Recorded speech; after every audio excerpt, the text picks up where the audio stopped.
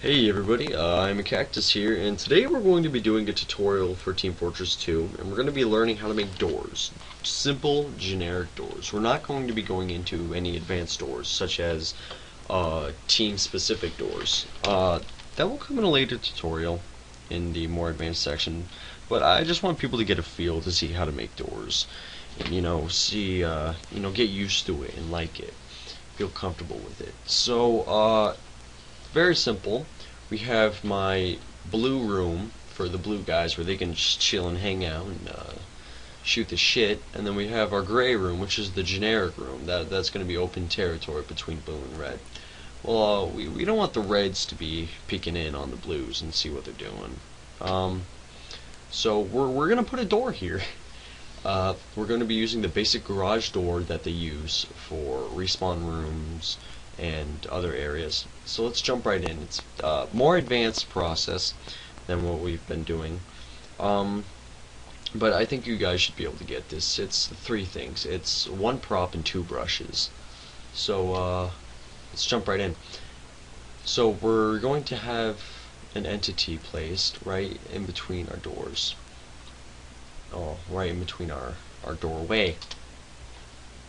And so we're going to change Gordon into a prop underscore static. And then for the world model, for the filter, we will type in door. And what we're looking for me is about a third the way down, is door underscore slide underscore large underscore frame dot model. This is the door without any of the little cranks coming off of it, like this one here. See how it has the crank? No. We want just the frame, and we're going to use this. So we're going to press OK, and then we're going to apply this. Then we have our door here, and then we're going to adjust it in the orthographic views to where we want. So transform, we want to rotate this in the z-axis 90 degrees. Yeah. It's 128 units tall, so it's going to match up with most of the walls you make, like, because the average wall in Valve games are 128 units high. So I find this convenient. But so, and it's 19.1 units thick, which is not really a big deal for me. So there's these little metal tab sides on it, and you want these to align halfway in between your wall. My wall is 16 units thick right now, because that's the average wall in Valve units. So yeah, we have our brush here, and it's aligned. Well, I mean, we have a prop here, and that's aligned how we want it to be.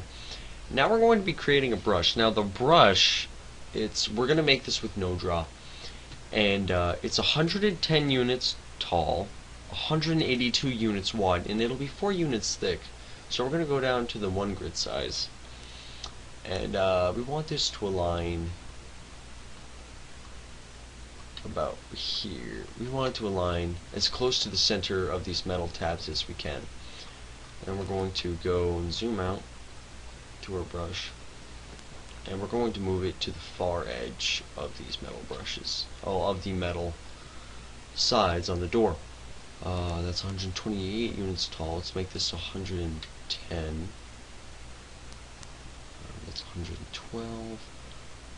1, 2. There we go. There's 110. And then now we need to make it 182 units wide. My bad. Just go back there. So I'm just gonna go around here and click and drag all the way over to the next metal piece, and that should be 182. Yeah, there's 182 units there.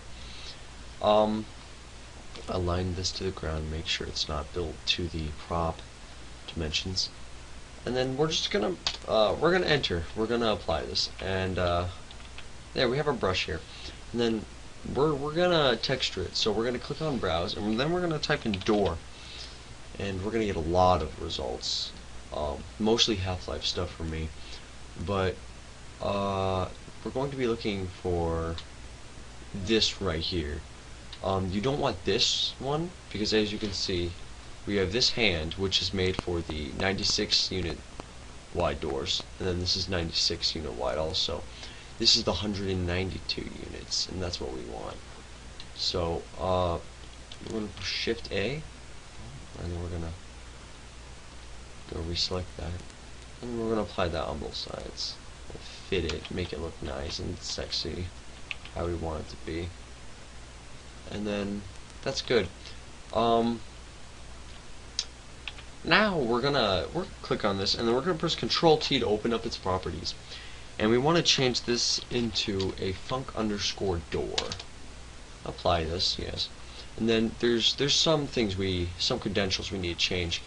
Under name, we need to have a name for this, so I'm gonna call this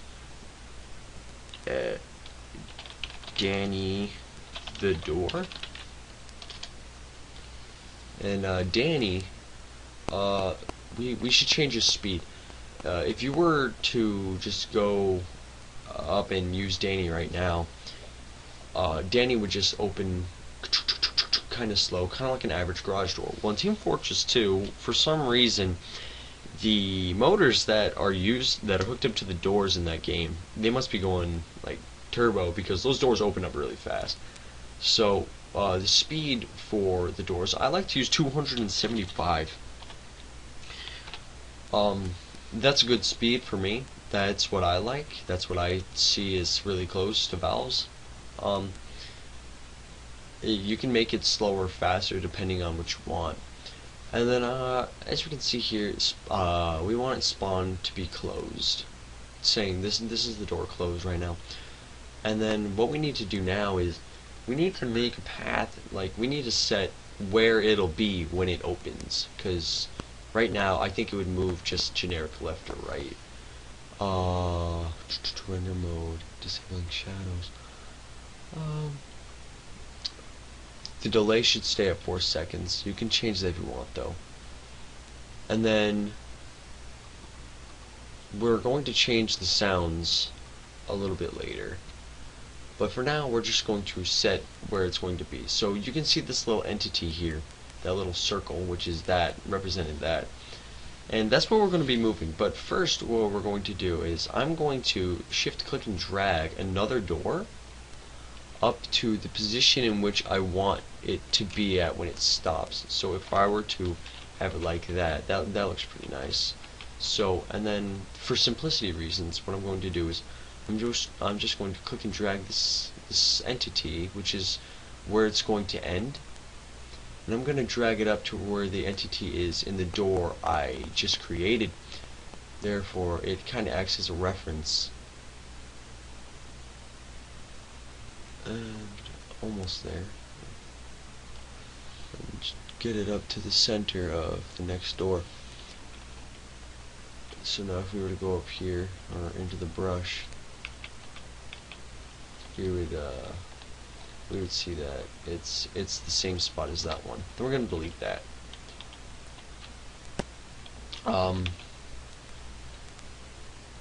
Now we have our door here. Oh, that's not perfectly centered. No, it's not supposed to be. Okay.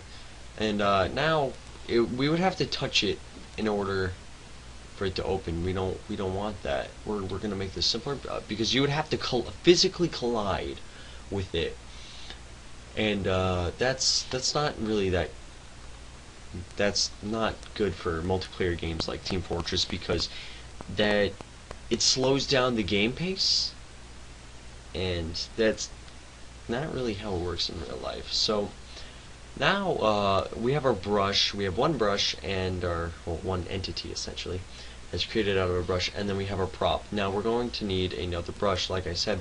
So under here, under the textures, under filter, we're going to type in trigger, and we're going to be using the trigger brush. And we're going to create this, and then we're going to make it the span of the door, like the width of the door. The depth is dependent on you. I like to use 64 to 80 to even 96 sometimes, but for me, for this tutorial, I'm going to use 64. and you want it to be the width of the doorway, not the door itself, just the doorway, for simplicity. So it stops at that brush there and that brush. And since it's a trigger, since it's a tools brush, it doesn't matter whether it collides with world geometry or any props or anything. So, and we're going to span this from brush to brush, wall to wall to ceiling to floor, floor to ceiling, and then we're going to just adjust it on its orthographic views. See how it's 128.4. 0.4 means that it's off the grid by 0.4 units. That's not good.